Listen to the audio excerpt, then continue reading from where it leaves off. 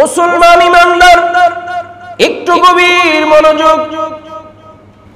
আমার নবী, আপনার নবী, রাহমাতাল লিল আলামিন নবী আল্লাহর সিদ্ধান্তে গোটা জিন্দেগিটা পরিচালনা করেছেন।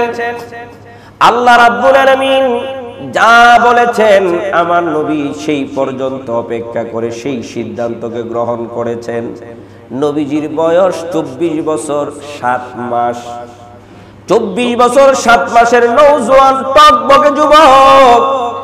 মক্কার মানুষগুলো নবীজির চেহারার দিকে তাকায় থাকতো। এত সুন্দর যুবক আমার নবী, এত সুন্দর সুটারু দেহ, যেই পুরুষ একবার তাকাই বারবার তাকাইতে মনে চাইতো। আমার নবীর এত সুন্দর চেহারা।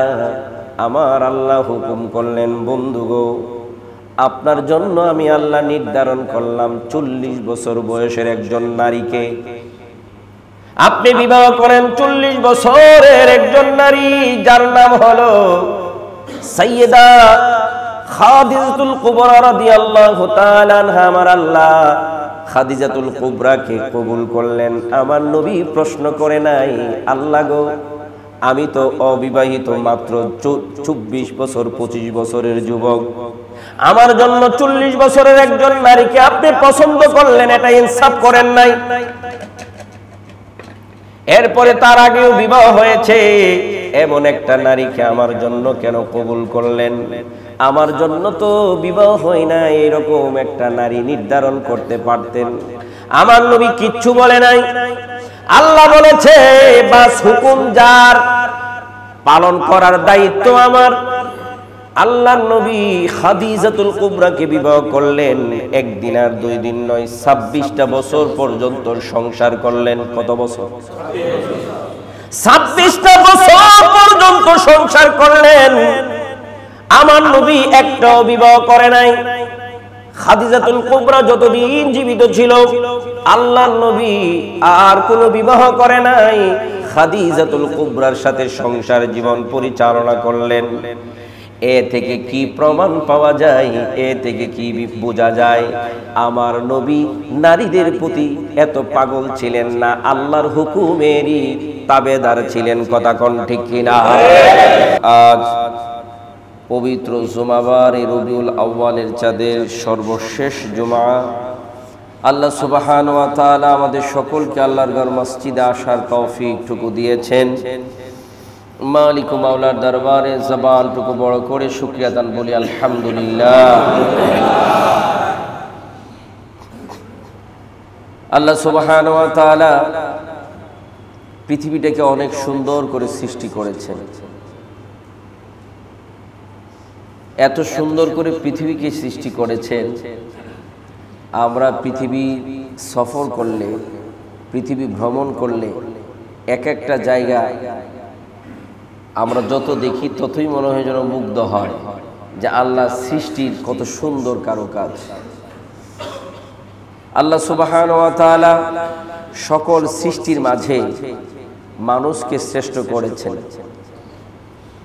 মানুষের মাথা থেকে পা পর্যন্ত তার সৃষ্টি কৌশলকে নিয়ে যদি চিন্তা করি, আল্লাহর কুদরতি কদমে অবনীত নয়, আমরা সেজদায় পড়তে 1 সেকেন্ডও দেরি হবে না।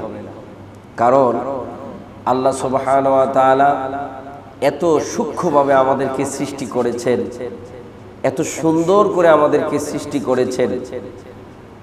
আমাদের মাথা থেকে পা পর্যন্ত প্রত্যেকটা জায়গা একেবারেই এত সূক্ষ্ম যে কোনো কারিগর এই জায়গাটার মাঝে খুঁত ধরার কোনো সুযোগ নাই। আল্লাহ সুবহানাহু ওয়া তাআলা এত সুন্দর করে মানুষকে সৃষ্টি করেছেন। ওই মানব জাতির মাঝে আল্লাহ আমাদেরকে কবুল করেছেন। এই জন্য আবারও শুকরিয়া দান বলি আলহামদুলিল্লাহ। এই মানব জাতির হেদায়েতের জন্য আল্লাহ সুবহানাহু ওয়া তাআলা যুগে যুগে নবী রাসূল পাঠিয়েছেন। সর্বশেষ নবী আমার আপনার নবীকে আল্লাহ সুবহানাহু ওয়া তাআলা পাঠাইলেন। আল্লাহ নিজেই বলেছেন কি দিয়ে পাঠাইলেন, কি করে পাঠাইলেন। আল্লাহ বলেন কোরআনুল কারীমের মাঝে, وما أرسلناك إلا رحمة للعالمين আল্লাহ রাব্বুল আলামিন সমস্ত জাহানের জন্য আল্লাহ রাব্বুল আলামিন কুরআনুল কারীমে বলেন আমি হলাম রব্বুল আলামিন, সমস্ত আলমের রব। আর আমার আপনার নবীর ব্যাপারে বলেন রহমাতাল লিল আলামিন, সমস্ত আলমের রহমত। আল্লাহ বলেন আমি যত আলমের জন্য প্রভু, আমার কর্তৃত্ব যত জায়গায়, আমার বন্ধুর রহমত তত জায়গায়। আল্লাহ বলেন ওয়ামা আরসালনাকা ইল্লা, আমি একমাত্র রহমাতাল লিল আলামিন করে, রহমত করে আমার হাবিবকে তোমাদের কাছে পাঠিয়েছি। রহমতের দয়া আছে, দরকার আছে না নাই?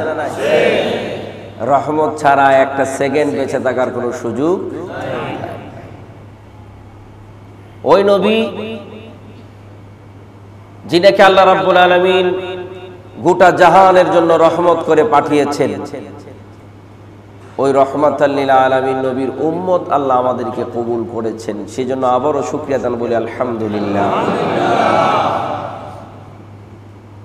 আখির নবীর উম্মত আল্লাহ কুরআনুল কারীমের মাঝে আমাদের শ্রেষ্ঠত্ব ঘোষণা করতে গিয়ে বলেন কুনতুম খায়রা উম্মতি উখরিজাত লিন-নাস।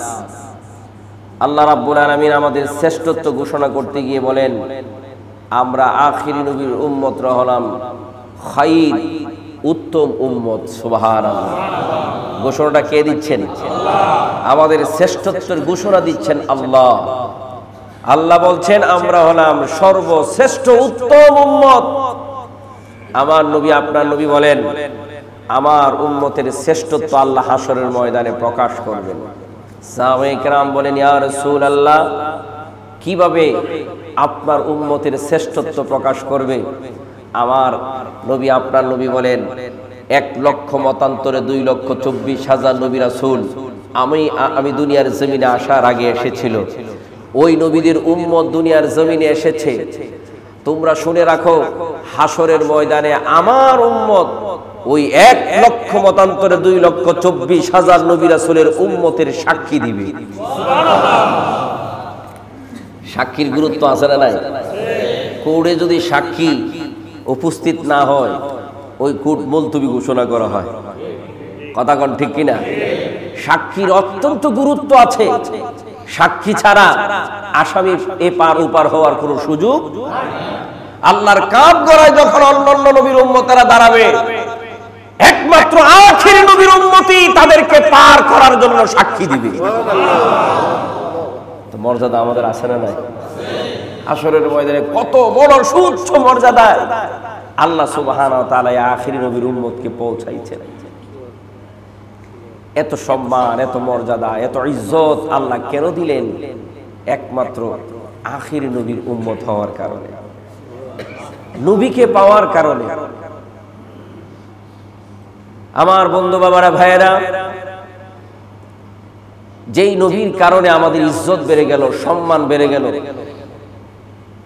যেই নবীর কারণে আল্লাহ সুবহানাহু ওয়া তাআলা আমাদেরকে সুউচ্চ সম্মানের আসনে বসিয়েছেন, ওই নবীর উম্মতের ওই নবীকে কতটুকু ভালোবাসার প্রয়োজন, কতটুকু জানার প্রয়োজন, কতটুকু বোঝার প্রয়োজন, একটু নিজের বিবেককে প্রশ্ন করলে জবাব পাওয়া যাবে। কথা কয় না? নিজের বিবেকের কাছে প্রশ্ন করলেই জবাব পাওয়া যাবে যে আমি এত সম্মানের অধিকারী হলাম, এত মর্যাদার অধিকারী হলাম, যার ইজ্জতে এত সম্মান পেলাম, যার ইজ্জতে এত মর্যাদা পেলাম, যার ইজ্জতে আমি সকল নবীর উম্মতের চাইতে শ্রেষ্ঠ উম্মত হলাম, উত্তম উম্মত হলাম, ওই নবীকে আমার কতটুকু ভালোবাসা প্রয়োজন, ওই নবীকে কতটুকু জানা প্রয়োজন, ওই নবীকে কতটুকু মানা প্রয়োজন। কথা কোন ঠিক কিনা? আল্লাহ রাব্বুল আলামিন উম্মতের সাথে নবীর সম্পর্কের কথা বলতে গিয়ে কুরআনুল কারীমে সূরাতুল আহজাবের মাঝে আল্লাহ জানায়া দিলেন, আল্লাহ সুবহানাহু ওয়া তাআলা বলে দিলেন, কি বললেন? আল্লাহ বলেন, আল্লাহ রাব্বুল আলামিন আমাদেরকে জানিয়ে দিলেন আন-নাবিয়্যু আওলা বিল মুমিনিনা মিন আনফুসিহিম ওয়া আজওয়াজুহুম উম্মাহাতুহু। আল্লাহ রাব্বুল আলামিন বলেন প্রত্যেকটা উম্মত, প্রত্যেকটা মুমিন তার নিজের জানের চাইতেও নিকটে আমার হাবিব, আমার রহমাতাল লিল আলামিন নবীকে জানবে। একজন মুমিন তার জানের চাইতেও বেশি যতক্ষণ না পর্যন্ত ওই নবীকে ভালো না বাসবে ততক্ষণ পর্যন্ত সে মুমিন হবে না। ঘোষণা কার? আমার বন্ধু বাবারা ভাইয়েরা, আল্লাহ রাব্বুল আলামিন জানিয়ে দিলেন ওই নবীর সব স্ত্রী, উম্মতের মা, উম্মাহাতুল মুমিনিন, নবীজির স্ত্রী সকলে উম্মতের মা। তাহলে নবীজির সাথে আমাদের সম্পর্কটা আমার আল্লাহ কেমন স্থাপন করলেন? স্বাভাবিকভাবে মর্যাদার দিক থেকে বাবা সন্তানের একটা মর্যাদা আল্লাহ স্থাপন করে দিলেন। আমার বন্ধু বাবারা ভাইয়েরা, আমি মারা গেলে আমার স্ত্রী সুখ প্রকাশের পরে শরীয়তের আইন অনুযায়ী নির্ধারিত কিছু দিনের পরে তার বিবাহের প্রস্তাব রিসিভ করতে পারবে, বিবাহ করতে পারবে, অন্য স্বামী গ্রহণ করতে পারবে। ঠিক আপনাদের স্ত্রীদের ব্যাপারেও শরীয়তের এই বিধান, এই আইন। কিন্তু আল্লাহ রাব্বুল আলামিন আমার নবী, আপনার নবীর স্ত্রীদের ব্যাপারে এই আইন স্থাপন করেন নাই। আল্লাহ রাব্বুল আলামিন জানিয়ে দিলেন গোটা পৃথিবীর উম্মতের মা হলো নবীজির স্ত্রী। সকল নবীজির সকল স্ত্রীরা বিদায়, নবীজির ইন্তেকালের পরে নবীজির স্ত্রীরা আর কোনো স্বামী গ্রহণ করতে পারবে না। ফায়সালা কার? আল্লাহ রাব্বুল আলামিন ফায়সালা দিয়ে দিলেন নবীজির স্ত্রীরা কোনো স্বামী গ্রহণ করতে পারবে না। আল্লাহর নবী রহমাতাল লিল আলামিন নবী 9 বছর বয়সে মা আয়েশা সিদ্দিকা রাদিয়াল্লাহু তাআলা আনহাকে বিবাহ করলেন। 10 বছর আল্লাহর হাবিব সাল্লাল্লাহু আলাইহি সাল্লামের সাথে সংসার জীবন চলল। তাহলে কত হলো? 19 বছর বয়স আমার নবী, আপনার নবী ইন্তেকাল শরীফ হয়ে গেল। মা আয়েশা সিদ্দিকার মাত্র 19 বছর বয়স। আমার আল্লাহর ফায়সালা স্বামী গ্রহণ করতে পারবে না, এই ফায়সালাই চূড়ান্ত ফায়সালা। ও বন্ধু, ও বাবাজিরা রে আমার নবীজির প্রত্যেকটা স্ত্রীকে সম্মান করা, মর্যাদা দেওয়া হচ্ছে প্রত্যেকটা উম্মতের জন্য ফরজ, সুন্নাত নয়, নফল নয়। আল্লাহ রাব্বুল আলামিন এই বিধান দিয়ে দিয়েছেন। আমার হাবিবের প্রত্যেকটা স্ত্রীকে সম্মান করাটা হচ্ছে ওই নবীজির প্রত্যেকটা উম্মতের জন্য ফরজ। আমাদের উপর বাধ্যতামূলক ফরজ হলো নবীজির স্ত্রীদেরকে কি করা? সম্মান করা। আল্লাহর হাবিব সাল্লাল্লাহু আলাইহি ওয়াসাল্লাম স্ত্রীদেরকে যদি ফরজ করে দেওয়া হয়ে থাকে সম্মান, তাহলে নবীজির ব্যাপারে ওই উম্মতের সম্মানটুকু একটু বিবেক দিয়ে চিন্তা করলে বোঝা যায় কি পর্যায়ে সম্মানটুকু একজন উম্মত করবে। কথা বুঝাইতে পারলে? কিন্তু আফসোস, ওই নবীর ব্যাপারে একজন উম্মতের হৃদয়ে কোনো নাড়া নাই, কোনো আওয়াজ নাই। আজকে নাস্তিক, মুরতাদ, নবীর দুশমনেরা আল্লাহর নবী সাল্লাল্লাহু আলাইহি ওয়াসাল্লামের বিরুদ্ধে কথা বলে, নবীজির পুত পবিত্র স্ত্রীদের বিরুদ্ধে কথা বলে। আমরা কোনো আওয়াজ তুলি না, আওয়াজ দেই না। এটা ইমানদারের ইমানের কোনো কিছুই আমাদের মাঝে উপস্থাপিত হয় না।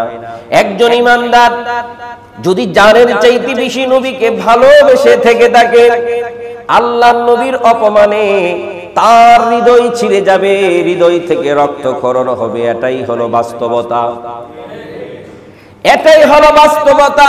কিন্তু আশ্চর্যের বিষয় হলো আমাদের দেশে আমাদের পার্শ্ববর্তী রাষ্ট্রে বিভিন্ন জায়গায় বিভিন্ন দেশে আল্লাহর হাবিব সাল্লাল্লাহু আলাইহি ওয়াসাল্লামকে নিয়ে কটূক্তি করা হয়।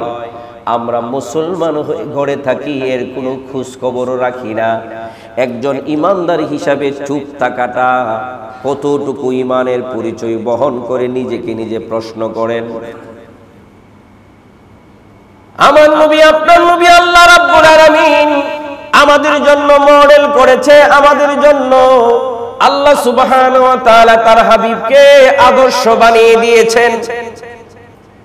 ওই আদর্শের মাঝে যে ব্যক্তি আঘাত করবে, স্বাভাবিকভাবে একজন মুমিন হিসাবে আমাদের জবান বন্ধ রাখা, আমাদের চুপ থাকাটা মোটেই উচিত নয়। জবাব দেওয়াটাই হলো ঈমানের পরিচয়। কথা কোন ঠিক কিনা? বন্ধুরা রে আমার, আমার নবী আপনার নবীর গোটা জিন্দেগিটা পরিচালনা করেছেন কে? দুনিয়ার কোন শিক্ষক আমার নবীকে শিক্ষা দেয় নাই। আল্লাহর নবী রাহমাতাল লিল আলামিন, নবীর শিক্ষক হলো আল্লাহ। আল্লাহ নিজেই কুরআনুল কারীমের মাঝে বলেন, আর রহমান আল্লামাল কুরআন। যিনি রহমান, দয়ালু, তিনি কুরআনুল কারীম শিক্ষা দিয়েছেন। সুবহানাল্লাহ। এই কুরআন আমার আপনার নবীকে আমার আল্লাহ রাব্বুল আলামিন শিক্ষা দিলেন। আল্লাহ নিজে যার শিক্ষক, তার শিক্ষাটা কেমন? আমার নবী আপনার নবী রাহমাতাল লিল আলামিন নবী, আল্লাহ সুবহানাহু ওয়া তাআলা এমন ভাবে নিজের জীবনকে পরিচালনা করার জন্য সুপরিকল্পিতভাবে আল্লাহ রাব্বুল আলামিন পরিচালনা করেছেন। নবীজির প্রত্যেকটা কদম পরিচর্যা, লালন পালন করেছেন স্বয়ং আল্লাহ। আমার আল্লাহর পছন্দে আমার নবীর প্রতিটা কদম, আল্লাহর সিদ্ধান্তে আমার নবীজির চলা, আল্লাহ রাব্বুল আলামিনের হুকুমে আমার নবীর গোটা জিন্দেগিটা। এখন নবীকে যদি কেউ কিছু বলে, এখন আঘাত লাগে কোথায়? আল্লাহ সুবহানাহু ওয়া তাআলার কাছে। মুসলমান ইমানদার একটু গভীর মনোযোগ। আমার নবী আপনার নবী রাহমাতাল লিল আলামিন নবী আল্লাহর সিদ্ধান্তে গোটা জিন্দেগিটা পরিচালনা করেছেন। আল্লাহ রাব্বুল আলামিন যা বলেছেন আমার নবী সেই পর্যন্ত অপেক্ষা করে সেই সিদ্ধান্তকে গ্রহণ করেছেন। নবীজির বয়স 24 বছর 7 মাস। 24 বছর 7 মাসের নওজোয়ান টকবকে যুবক। মক্কার মানুষগুলো নবীজির চেহারার দিকে তাকায় থাকতো। এত সুন্দর যুবক আমার নবী, এত সুন্দর সুটারু দেহ, যেই পুরুষ একবার তাকাই বারবার তাকাইতে মনে চাইতো। আমার নবীর এত সুন্দর চেহারা। আমার আল্লাহ হুকুম করলেন, বন্ধু গো, আপনার জন্য আমি আল্লাহ নির্ধারণ করলাম 40 বছর বয়সের একজন নারীকে আপনি বিবাহ করেন। 40 বছরের একজন নারী, যার নাম হলো সাইয়্যিদা খাদিজাতুল কুবরা রাদিয়াল্লাহু তাআলা আনহা। আমার আল্লাহ খাদিজাতুল কুবরাকে কবুল করলেন। আমার নবী প্রশ্ন করে নাই, আল্লাহ গো, আমি তো অবিবাহিত, মাত্র 24 বছর 25 বছরের যুবক, আমার জন্য 40 বছরের একজন নারীকে আপনি পছন্দ করলেন, এটা ইনসাফ করেন নাই। এরপরে তার আগেও বিবাহ হয়েছে, এমন একটা নারীকে আমার জন্য কেন কবুল করলেন? আমার জন্য তো বিবাহ হয় না, এরকম একটা নারী নির্ধারণ করতে পারতেন। আমার নবী কিচ্ছু বলে নাই। আল্লাহ বলেছে, বাস হুকুম যার, পালন করার দায়িত্ব আমার। আল্লাহর নবী খাদিজাতুল কুবরাকে বিবাহ করলেন। একদিন আর 2 দিন নয়, 26টা বছর পর্যন্ত সংসার করলেন। কত বছর? 26টা বছর পর্যন্ত সংসার করলেন। আমার নবী একটাও বিবাহ করে নাই। খাদিজাতুল কুবরা যতদিন জীবিত ছিল, আল্লাহর নবী আর কোনো বিবাহ করে নাই। খাদিজাতুল কুবরার সাথে সংসার জীবন পরিচালনা করলেন। এ থেকে কি প্রমাণ পাওয়া যায়, এ থেকে কি বোঝা যায় আমার নবী নারীদের প্রতি এত পাগল ছিলেন না, আল্লাহর হুকুমেরই তাবেদার ছিলেন। কথা কোন ঠিক কিনা? এখন যদি কোন কুলাঙ্গার আঙ্গুল তুলে বলে আল্লাহর নবী নারী নবী ছিল, ওই কুলাঙ্গারের বিচার জমিনে হওয়ার দরকার আছে না? আমার বন্ধু বাবারা ভাইরা, ভারতের জমিনে মহারাষ্ট্রের পুরোহিত রামগিরি মহারাজ আমার নবীর চরিত্রের ব্যাপারে আঘাত তুলতে চায়, আল্লাহর নবীর স্ত্রীদের ব্যাপারে আঘাত তুলতে চায়। আপনারা সোশ্যাল মিডিয়াতে দেখেছেন, প্রত্যেকটা টিভি চ্যানেলের বক্তব্য দেখেছেন, গোটা ভারতবর্ষের মাঝে এখন আন্দোলন তুরজোড়ো ভাবে চলছে আমার নবী রহমাতাল লিল আলামিন নবীজির চরিত্রের মাঝে। আজ পর্যন্ত কেউ কলম ধরতে পারে নাই এই রামগিরি মহারাজের মতোই দুশ্চরিত্র, এই কাট্টা কাফের বেঈমান আমার নবীর বিরুদ্ধে কথা বলল। আমি মুমিন হিসাবে, ইমানদার হিসাবে আমার অন্তত পক্ষে জবানটা খুলেও ঘৃণা করার দরকার আছে না? একজন ইমানদার মুমিন হিসাবে আমাকে আপনাকে অবশ্যই অবশ্যই জবানটা খুলেও প্রতিবাদ করা প্রয়োজন। আমি গত দুদিন আগে সাংবাদিক সম্মেলন তথা বিক্ষোভ মিছিলে অংশগ্রহণ করলাম। আমি স্পষ্টভাবে জানি ওই বক্তব্যের মাঝে বলেছিলাম, মুসলমান কোনো থেমে থাকার জাতি নয়, মুসলমান নিজের জীবনটা উৎসর্গ করে এই দিনের পতাকাকে উড্ডীন করেছে। মুসলমান নিজের তাজা রক্ত বিলিয়ে দিতে পিছনের দিকে তাকায় না, কারণ কুরআনুল কারীমে আল্লাহ সুন্দর ফায়সালা দিয়েছে। আল্লাহ এবং তার রাসূলের পক্ষ থেকে যদি জীবনটা চলে যায়, এই জীবনটাকে আমার আল্লাহ মর্যাদাই শহীদের মর্যাদা দিয়েছেন, আর এই জীবনের মর্যাদার ফায়সালা হলো জান্নাত। আর এই মুমিন তো জান্নাতই চাই। কথা কোন ঠিক কিনা?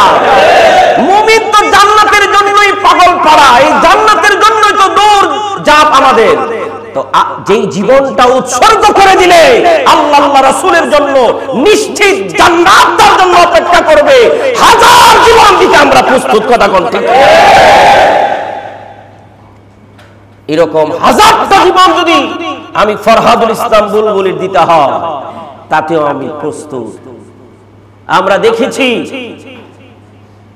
মুম্বাইয়ের দিকে ভারতের একজন আর দুইজন নয়, লক্ষ লক্ষ মুসলমান মুম্বাই ঘেরাও করবে কর্মসূচি নিয়ে রাস্তায় নেমেছিল। আমার সবচাইতে দুঃখ লেগেছে, একজন পুরোহিত, একজন ধর্ম যাজক, সে ধর্ম নিয়ে চর্চা করবে। সে কতটুকু চর্চাই বা ধর্ম নিয়ে করেছে? আজ থেকে 1400 বছর 1450 বছর পর্যন্ত যারা ধর্ম নিয়ে গবেষণা করেছে অন্যান্য ধর্মের মানুষ, সবার আগে নির্দ্বিধায় নিশ্চিন্তে আল্লাহর হাবিব সাল্লাল্লাহু আলাইহি ওয়াসাল্লামের নামটা বসাইতে বাধ্য হয়েছে। আল্লাহর হাবিব সাল্লাল্লাহু আলাইহি ওয়াসাল্লামের নামটা বসাইতে বাধ্য হয়েছে, কারণ এমন আদর্শের মানুষ গোটা পৃথিবীর মাঝে খুঁজে পাওয়া কঠিন। কারণ আল্লাহর হাবিব সাল্লাল্লাহু আলাইহি ওয়াসাল্লামের গোটা জিন্দেগিটা পরিচালনা করেছেন কে? আল্লাহ। খুঁজে পাওয়া বড় কঠিন। তুমি রামগিরি কোত্থেকে কোন মহানায়ক উদ্দিত হলে যে আল্লাহর হাবিব সাল্লাল্লাহু আলাইহি ওয়াসাল্লামের চরিত্রের মাঝে তুমি আঘাত করার সুযোগ পেলে? জেনে রাখো, বাইতুস সালাম জামে মসজিদ থেকে, মিম্বার থেকে এই ঘোষণাটুকু দিচ্ছি, যদি ভারতের জমিনে তার বিচার না হয়, এই স্বাধীন সোনার বাংলাদেশের 16 কোটি মুসলমান, 16 কোটি মুসলমান যেই রকম ভাবে আজ থেকে 1-1.5 বছর আগে তোমাদের ভারতের হিন্দু একজন নেত্রীর বিরুদ্ধে আল্লাহর হাবিব সাল্লাল্লাহু আলাইহি ওয়াসাল্লামের বিরুদ্ধে কথা বলার কারণে গোটা বিশ্বের মুসলমান উৎফুল্লিত কণ্ঠে বলেছিল ভারতকে বয়কট করা হবে, ঠিক এমনি ভাবে চরিত্রের মাঝে আঘাত দেওয়ার কারণে আমরাও ভারতকে বৈঠক করবো, কথা বল ঠিক কিনা? কারণ আল্লাহর হাবিব সাল্লাল্লাহু আলাইহি ওয়াসাল্লাম হচ্ছে ঈমানদারের ঈমান, মুসলমানদের জান, কথা কোন ঠিক কিনা? আমি আশ্চর্য হয়েছি, ভারতের বিজেপির সংসদ সদস্য সে কত দুঃসাহস নিয়ে কথা বলে, যে জায়গায় আল্লাহর হাবিব সাল্লাল্লাহু আলাইহি ওয়াসাল্লামের বিরুদ্ধে আজ পর্যন্ত কেউ কথা বলার সুযোগ পায় না। তোমরা খুঁজে বের করো একটা অন্যায়। ওই জায়গায় তাকে সাপোর্ট করে রামগিরি মহারাজকে সাপোর্ট করে বিজেপির সদস্য নিদেশ নারায়ণ সে বলেছে, মুসলমানরা যদি এই রামগিরির বিরুদ্ধে কথা বলে তাহলে তাদেরকে মসজিদ থেকে ধরে এনে এনে হত্যা করা হবে। এজন্য আপনারা দেখেছেন ভারতের মাঝে এ নিয়ে উত্তাল শুরু হয়েছে, একের পর এক মিছিল, মিটিং, আন্দোলন চলছে। আমরা কখনোই, বিশেষ করে মুসলমান কখনোই বিশৃঙ্খলা, অশৃঙ্খলা এগুলাকে পছন্দ করে। আল্লাহর হাবিব সাল্লাল্লাহু আলাইহি ওয়াসাল্লাম এই শিক্ষা আমাদেরকে দেন নাই। মক্কার কাফেররা আক্রমণ করতে এসেছে, আমার নবী প্রতিহত করেছে। নবীজি যুদ্ধের প্রস্তুতি নিয়ে কখনো যান নাই, যখন গিয়েছেন মক্কা বিজয় হয়েছে। সুবহানাল্লাহ বলতেন না? আল্লাহর হাবিব সাল্লাল্লাহু আলাইহি ওয়াসাল্লামের এই চরিত্রের মাঝে আঘাত করার কারণে আমাদের বাংলাদেশেও একের পর এক বিক্ষোভ মিছিল, মানববন্ধন অব্যাহত আছে। আমরা মোহাম্মদপুর এলাকা, বিশেষ করে আমাদের এই মোহাম্মদপুর এইদিকে জোহরি মহল্লা, শাহী মসজিদ, জান্নাতবাগ মসজিদ অর্থাৎ বাইতুস সালাম মসজিদ, এই পাশে আমরা যারা আছি আমাদের সব ইমাম খতিব একত্রিত হয়ে আমরা এই ব্যাপারে একটা সিদ্ধান্ত নিয়েছি। আজকে জুমার নামাজের পরে আমাদের বাংলাদেশ সরকারের দায়িত্বশীল যারা আছেন তাদের পক্ষ থেকে অন্ততপক্ষে মিডিয়ায় যদি যায়, বাংলাদেশেও যে এটার প্রতিবাদ হচ্ছে এটা গোটা বিশ্বের মাঝে পৌঁছবে, কথা কোন ঠিক কিনা? এই জন্য আমরা আজকে এই সিদ্ধান্তে উপনীত হলাম যে জুমার নামাজের পরপর, জুমার নামাজের পর বন্ধ করে দিবে ফ্যান বন্ধ করে দিবে, জুমার নামাজের পরপর আমরা একটি বিক্ষোভ মিছিল নিয়ে বের হব। বিক্ষোভ মিছিলে মহারাষ্ট্রের যে পুরোহিত রামগিরি মহারাজ আল্লাহর হাবিব সাল্লাল্লাহু আলাইহি ওয়াসাল্লামের বিরুদ্ধে যে কথা বলেছে সে প্রকাশ্যে ক্ষমা চাবে এবং তার এই কথাকে উড্ড করবে এবং তাকে সাপোর্ট করে মুসলমানদেরকে মসজিদ থেকে ধরে এনে এনে হত্যা করা হবে। এইরকম একজন দেশের দায়িত্বশীল হয়ে এইরকম কথা বলার দুঃসাহস, আমরা ভারত সরকারের কাছে তার বিচার দাবি করব, না হলে পদত্যাগ আমরা দাবি করে আজকের এই বিক্ষোভ মিছিলটুকু করব। আমরা ইমানদার হিসাবে আপনাদের কাছে আমার ইমানি দাওয়াত, আপনাদের প্রত্যেকেরই এটা কোনো নিজের রাষ্ট্রের, নিজের ব্যক্তিগত দলের কারণ নয়, এটা আল্লাহর হাবিব সাল্লাল্লাহু আলাইহি ওয়াসাল্লামের অবমাননার বিপক্ষে বিক্ষোভ মিছিল। আমার বিশ্বাস প্রত্যেকের ইমানি দাবি থেকে এই মিছিলে অংশগ্রহণ করাটা একটা ইমানি দাবি, ইমানি চাওয়া। কত বড় শক্ত কথা! নবী সাল্লাল্লাহু আলাইহি ওয়াসাল্লামের এত অবমাননাকর কথা, যেই আল্লাহর হাবিব সাল্লাল্লাহু আলাইহি ওয়াসাল্লামের চরিত্রের মাঝে আঘাত দেওয়ার মতো আজ পর্যন্ত কেউ কলম ধরতে পারে নাই। মুখ দিয়ে বলবে দূরের কথা, কলম পর্যন্ত কোনো কিতাবে লিখতে পারে নাই। সবার আগেই মুনিশিদের নাম যদি আসে, সর্বপ্রথম জিনার নামটা আসে, তিনার নামটা হচ্ছে মুহাম্মদ সাল্লাল্লাহু আলাইহি ওয়াসাল্লাম। তো আমরা জুমার নামাজের পরে সুন্নত আদায় করার সাথে সাথেই আমরা ইনশাআল্লাহ একত্র হয়ে, আমি সহ আমরা আপনাদের সকলকে নিয়ে আমরা মেইন রুট হয়ে এদিক দিয়ে চলে আসব। অল্প একটু জায়গায় আমরা হাঁটবো যদি আল্লাহ রাব্বুল আলামিন দয়া করেন। বৈরী আবহাওয়া যাই হোক, আমাদেরকে এই মিছিলে অংশগ্রহণ করাটাই আমি মনে করি জরুরি। ইনশাল্লাহ আমরা যদি একসাথে বের হই, আপনারা সবাই আছেন তো? 2-4 জনের হাত দেখছি আর বাকির হাত দেখি নাই। আমরা কারা কারা আছি ইনশাল্লাহ? আল্লাহ কবুল করুক সকলে বলে আমিন। আরো জবান খুলে বলে আমিন। এটা একটা ঈমানি, যাদের অন্তরে আল্লাহর হাবিব সাল্লাল্লাহু আলাইহি ওয়াসাল্লামের বিন্দু পরিমাণ মহব্বত ভালোবাসা আছে, এই কথা শোনার পরে কেউ ঘরে বসে থাকার কোনো সুযোগ নাই। আমরা ইনশাআল্লাহ নামাজের পরপরই আল্লাহর হাবিব সাল্লাল্লাহু আলাইহি ওয়াসাল্লামের শান শওকত ইজ্জতের স্লোগান দিতে দিতে আমরা সামনের দিকে যাব। আল্লাহ আমাদেরকে কবুল করুক, বলুন আমিন। আমরা এমন এক নবীর উম্মত, গত জুমায় আজকের জুমার খুতবার মাঝেও আমি হাদিস শরীফটা নিয়ে এসেছি। আমি গত জুমায় একটু টাচ দিয়েছিলাম যে আল্লাহর হাবিব সাল্লাল্লাহু আলাইহি ওয়াসাল্লাম মসজিদে নববীতে বসা ছিলেন। ওই মুহূর্তে নবীজি হুজরা মুবারকে গেলেন। আসার পরে দেখলেন সাহাবীরা এক এক নবীর সম্পর্কে কথা বলতেছিলেন। আমার নবী, আপনার নবী হুজরা মুবারক থেকে আসার পরেই সাথে সাথে সাহাবীদেরকে ডাক দিয়ে বললেন, ও সাহাবায়ে কেরাম, তোমরা এতক্ষণ পর্যন্ত যত কথা বলেছো, ফাখরাজ আলাইহিম রাসূলুল্লাহ সাল্লাল্লাহু আলাইহি ওয়াসাল্লাম, আল্লাহর হাবিব সাল্লাল্লাহু আলাইহি ওয়াসাল্লাম যখন ঘর থেকে বের হয়ে আসলেন, ওয়া ক্বালা কাদ সামিতু কালামাকুম ওয়া আজাবাকুম, তোমরা, নবীজি বলেন, তোমরা এতক্ষণ পর্যন্ত যত কথা বলেছো সবগুলা কথা আমি শুনেছি এবং আশ্চর্য হয়েছি। সুবহানাল্লাহ। আমার নবী বলেন, তোমরা বলেছো ইন্না ইব্রাহিমা খলিলুল্লাহ, নবীজি বলেন ওয়া হুয়া কাযালিক, এটা তোমরা সত্য বলেছো। তোমরা বলেছো মুসা নাজিউল্লাহ, ওয়া হুয়া কাযালিক, এটাও সত্য বলেছো। তোমরা বলেছো ঈসা রূহুল্লাহ, ওয়া হুয়া কাযালিক, এটাও সত্য বলেছো। তোমরা ওয়া আদম মুস্তাফাউল্লাহ, আদম আলাইহিস সালাম আল্লাহর বন্ধু, ওয়া হুয়া কাযালিক, এটাও সত্য বলেছো। শুনে রাখো, শুনে রাখো, আমি কোন নবী। এতক্ষণ পর্যন্ত তোমরা এক এক নবীর শান শওকত নিয়ে কথা বলেছো।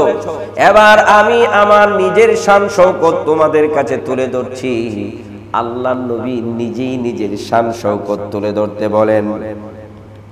নবীজি বলেন, আলা ওয়া আনা হাবিবুল্লাহ ওয়ালা ফাখর, শুনে রাখো আমি হলাম হাবিবুল্লাহ, এতে আমার কোনো ফখর নাই, এতে আমার কোনো অহংকার নাই। নবীজি বলেন, ওয়া আনা হামিলি লিওয়াইল হামদি ইয়াউমাল কিয়ামাতি তাহতা আদামু ফামান দুনাহু ওয়ালা ফাখর, শুনে রাখো কিয়ামতের ময়দানে আমি এমন এক জায়গায় থাকব, মাকামে মাহমুদের মাঝে বসবো, আমার নিচে আদম সফিউল্লাহ সহ পৃথিবীতে যারা ছিল সবাই থাকবে। আমার আল্লাহ রাব্বুল আলামিন আমার নিচে সকলকে রাখবে, সবার উপরে আমাকে আল্লাহ বসায়া দিবে।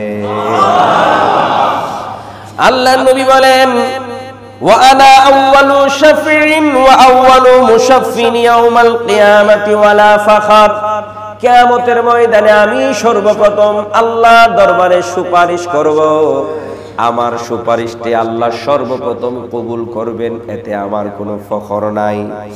এরপরে নবী বলেন, ওয়া আনা আউয়ালু মান ইউহাররিকু খালকাল জান্নাতি ফায়াফতাহুল্লাহু লি ফায়ুদখিলুনিহা ওয়া মাইয়া ফাকুরা আল মুমিনিনা ওয়ালা ফাখর, নবী বলেন আমি সর্বপ্রথম জান্নাতের গেটে নাড়া দিব, জান্নাতের তালায় আমি সর্বপ্রথম নাড়া দিব। আমি নাড়া দেওয়ার পরে আমার জন্যই সর্বপ্রথম জান্নাতের দরজাটা খোলা হবে। আমি নবী সর্বপ্রথম জান্নাতে প্রবেশ করব, আমার সাথে সাথে আমার পরে আমার মুমিন উম্মতেরা জান্নাতে প্রবেশ করবে। এরপরে আমার নবী বলেন, ওয়া আনা আকরামুল আউয়ালিনা ওয়াল আখিরিনা আলাল্লাহি ওয়ালা ফাখর, নবীজি বলেন, ওয়া আনা আকরামিল আউয়ালিনা ওয়াল আখিরিনা, আর আমাকে আল্লাহ রাব্বুল আলামিন পৃথিবীর শুরু থেকে শেষ পর্যন্ত যা কিছু আছে সব কিছুর মাঝে সর্বোচ্চ মর্যাদার মালিক বানাইছে। ওয়া আনা আকরামিল আউয়ালিনা ওয়াল আখিরিনা, পৃথিবীর শুরু থেকে শেষ পর্যন্ত যা কিছু আছে ওয়া আলা আকরামি, আমাকে আল্লাহ রাব্বুল আলামিন, আকরাম মানে সর্বোচ্চ মর্যাদা, আমাকে আল্লাহ রাব্বুল আলামিন সম্মানের আসনে বসিয়ে দিয়েছে। সুবহানাল্লাহ। নবী বলেন ওয়ালা ফাখর, তাতে আমার কোনো ফখর নাই। আল্লাহর নবী নিজেই বলেন ওয়া আনা আকরামিল আউয়ালিনা ওয়াল আখিরিনা আলাল্লাহি ওয়ালা ফাখর, আল্লাহ রাব্বুল আলামিন আমাকে পৃথিবীর শুরু এবং শেষ যা কিছু আছে সব কিছুর মাঝে সর্বোচ্চ মর্যাদার অধিকারী করেছেন। ঘোষণা আমার নবী হাদিস শরীফের মাঝে নিজে দিচ্ছেন। যেই নবীর মর্যাদা আল্লাহ রাব্বুল আলামিন সবার উপরে দিয়েছেন, দিয়েছেন কে? আল্লাহ। গোটা পৃথিবীর সব দুশমনের রাসূল একত্র হলেও ওই নবীর চুল পরিমাণ সম্মান কমাতে পারবে না, কারণ সম্মান দিয়েছেন কে? আল্লাহ রাব্বুল আলামিন যিনার সম্মান দিয়েছেন উনার সম্মান আপনি কি কমাবেন? বরঞ্চ উনার ইজ্জত আঘাত দেওয়ার কারণে আপনি ধ্বংস হবেন। আল্লাহ রাব্বুল আলামিন যেন আমাদেরকে বুঝার তৌফিক দান করে, সকলে বলে আমিন। আমরা আমার ইমানদার বাবারা, ভাইয়েরা, তৌহিদি জনতা, আপনাদের সকলের কাছে উদাত্ত আহ্বান, আমরা নামাজের পর পরই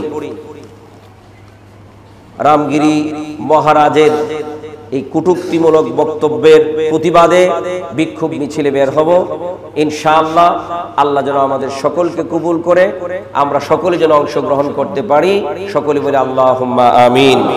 ওয়া মা আলাইনা ইল্লাল বালাগ। আসসালামু আলাইকুম ওয়া রাহমাতুল্লাহি ওয়া বারাকাতুহু। কাতার সোজা করে